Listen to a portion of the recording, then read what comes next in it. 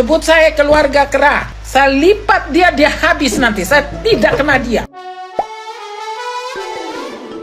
Hola netizen yang tercinta, Mami Eda kembali ngamuk-ngamuk. Ia pun memaki-maki Nikita Mirzani. Diduga Mami Eda marah dan ngamuk kepada Nikita Mirzani karena kerap disebut sebagai keluarga kera. Netizen yang berbakti pun memberikan respon. Beberapa ada yang heran dengan aksi ngamuk-ngamuk dari Mami Eda tersebut. Namun ada dugaan lain jika Mami Eda yang disebut-sebut keluarga jauh Fadel Bajideh tidak terima disebut keluarga kriminal. Sempat mereda, Mami Eda yang tidak terima kembali beri sindiran, menohok dan memaki Nikita Mirzani. Meski sulit dipahami, intinya Mami Eda pun turut menyinggung soal kehidupan Nikita Mirzani yang baginya lucu. Mami Eda juga menegaskan dirinya tidak ingin lagi dipanggil binatang oleh Nikita Mirzani.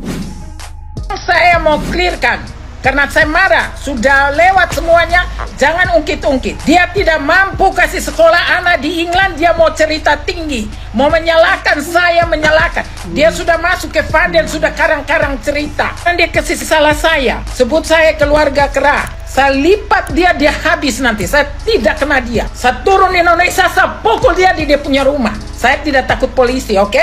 Karena sudah keterlaluan, jangan panggil saya binatang, oke? Saya akan kasih telanjang dia besar-besar. Biar kalian screenshot ini, posting di layar televisi supaya dia tahu tidak mampu kasih sekolah anak. Nah, gimana nih menurut netizen yang terhormat? Silahkan berkomentar ya. Mami Karawaci kembali mencak-mencak dari United Kingdom. Beliau sangat marah terhadap Mbak Marijan karena Mbak Marijan telah menuduh bahwa karir anaknya Lollipop hancur lebur gara-gara Mami Karawaci. Rencana sekolah di UK itu semua kandas gara-gara Mami Karawaci. Namun Mami Karawaci tidak terima tuduhan ini dan dia langsung live dan berjanji kepada seluruh netizen Wakanda bahwa Mami Karawaci akan terbang ke Jakarta untuk datang ke rumah Mbah Marijan untuk mencakar-cakar, dan tentu dia tidak takut sama polisi. Mami Karawaci mengatakan bahwa Mbak Marijan ini adalah seorang tuan tidak tahu diri yang kerjanya di jalanan cari mangsa laki-laki. Bagaimana sinetron ini, The Beauty and the Beast? Siapakah yang akan menang? Apakah netizen lebih percaya kepada Mami Karawaci atau Mbah Marijan? Apakah kita akan menyaksikan sebenarnya tontonan cakar-cakaran ini? Atau cuma ini adalah gertakan murahan saja? Kapan akan terbang ke Wakanda Mami Karawaci? Ayo, mari kita sawer di akunnya Mami Karawaci agar beliau bisa beli tiket untuk segera terbang ke Jakarta.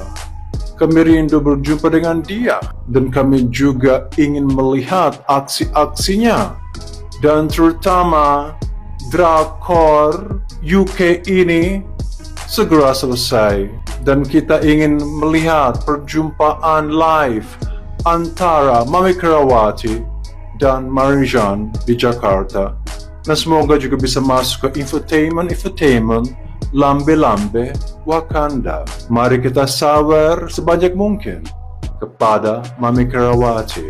See you, goodbye, hope to see you soon. Jadi gini loh Dek Loli, 11-12 nya nasib kita Dek. Karakter ini terbentuk dari histori masa lalu. 3 bulan lah dulu aku ngamen. Jadi karena udah pernah aku ngamen 3 bulan gitu, aku keterima kerja jadi magang. Iya, office girl iya. Disuruh lah aku bikin teh sama GM ini. GM ini deh orangnya verbally abuse. Main fisik juga. Iya. Disuruh lah aku bikin teh. BTL bukan BCL. Batak tembak langsung. Disuruh aku bikin teh. Kalau di Medan sana, kalau teh itu air putih, ku kasih lah dia, aku ambil botol aquanya itu, ku isi ulang pakai air putih, dilempar deh ke muka aku. Tapi kenapa pada saat aku tidak resign? Karena di dalam mindsetku nih, mama aku juga dulu ngedidik aku lebih kejam kok. Sama satu lagi deh, ilmu ini gak ada di ensiklopedia, di Google. Kau cari beli buku yang setebal kayak gini pun gak ada ilmu ini dek. Kau harus bisa menyalahi dirimu sendiri. Dengan kau mau menyalahi dirimu sendiri sekalipun kau tidak salah dek, itu sedikit menenangkan. Ya, jadi aku kan dulu pernah kerja di airlines. Dan gara-gara inilah dulu aku resign dek. Udah enak kali kerjaanku dek. Aku nggak pakai baju seragam, sudah level eksekutif, jadi aku pakai baju bebas. Ada satu flight ke Jakarta, flight itu penuh. Nah harusnya kan diisut tiket full fare, tapi sama temanku diisut promo.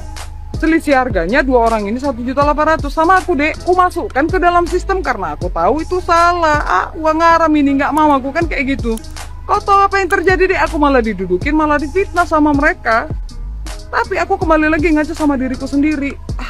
Kenapa teman-temanku ini sampai tega ngedudukin aku, ngefitnah aku kayak gini? Berarti ada tindakan-tindakanku yang tidak mereka sukai. Sibuk masih bisa loh dek aku nyalain diriku sendiri, padahal sampai sekarang pun aku tetapnya sebenarnya di mana lah salahku coba. Gak sibuk aku membenarkan diriku sendiri. Jadi intinya setebal ini CV ku print, ku masukkan di seluruh hotel yang ada di Surabaya. Tapi itulah Tuhan itu dek, ketika kau baik, tulus, bukan didengar sama Tuhan doa kau, dikabulkan. Kau tahu aku bilang apa sama Tuhan? Tuhan, jika memang seperti ini jalannya, maka kehendakmu lah yang akan terjadi. Jika memang aku benar Tuhan, cari jalan keluar dari semua ini. Bukan hotel bintang 2, bintang 3, bintang 4 deh yang manggil aku. 2 hotel di Surabaya ini, Hotel Sheraton, sama satu lagi Hotel Pullman. Memang obat itu pahit dek, tapi kau telan. Dengan kau telan, sembuh, hilang sakitmu. Jadi fokus kau dek. Sama kayak kamu, sama kayak mama, sama kayak mamaku. Kenapa mamaku kejam kayak gitu? Namanya pun dia lahir tahun 1939. Udah tentara Belanda, tentara Jepang, tentara Inggris, sampai balik lagi Belanda ini pun itu di zaman itulah mamaku itu hidup. Tapi aku benci sama mamaku deh? Enggak. Justru aku bersyukur mamaku kejam seperti itu. Kalau enggak, aku enggak akan bisa dulu hidup bertahan di Jakarta. Kalau kita tidak menyakiti orang tua kita, menjadi anak yang berbakti, deh, insya Allah deh, insya Allah, apapun yang kau kerjakan itu diberkati oleh Tuhan. Percakapan Fadel dengan Kak Denny Sumargo, aku tuh belum nonton ya di YouTube-nya, cuman aku tuh ngeliat di potongan TikTok-nya yang dipost sama Kak Denny Sumargo. Cuman ada kata-kata yang mengganjal menurut aku. Terus Fadel kan ngomong kayak gini, kalau misalkan Loli diterima kembali sama ibunya terus harus putus sama dia, iya gue bakal putusin Loli gitu. Nah menurut aku bagus ya Fadel mengerti kalau misalkan ibu itu lebih penting daripada dia yang hanya pacar gitu. Cuman di sini kayak kok dia tuh gampang banget gitu ngomong kayak gitu, kayak dia tuh nggak ada perasaan sama Loli gitu kan. Kalau misalkan dia tahu ya dia tuh nggak direstuin, seenggaknya dia tuh memperjuangkan Loli buat diterima kembali sama orang tuanya, tapi dia juga memperjuangkan cintanya gitu. Tapi ini tuh seolah kayak dia tuh bodo amat lah kalau gue harus putus sama Loli, kesannya tuh jadi kayak gitu. Sumpah ya padahal aku juga kan lagi ngalamin hubungan yang sedang menunggu restu orang tua. Tapi aku tuh balik lagi, aku nggak bisa menentang orang tua aku, tapi cowok aku juga kayak ya udah kita tunggu aja, aku akan membuktikan aja gitu ya, sesuai kemampuan aku untuk membuktikan ke orang tua kamu kalau misalkan aku itu bisa loh jadi yang terbaik buat kamu. Dia tuh memperjuangkan aku gitu, tapi kok Fadel kamu tuh kayak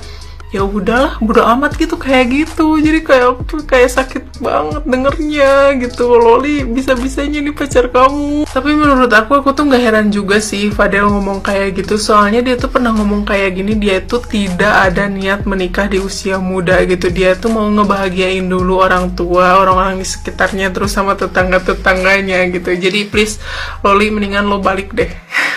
Mohon maaf ya, ini tuh cuma pendapat aku aja.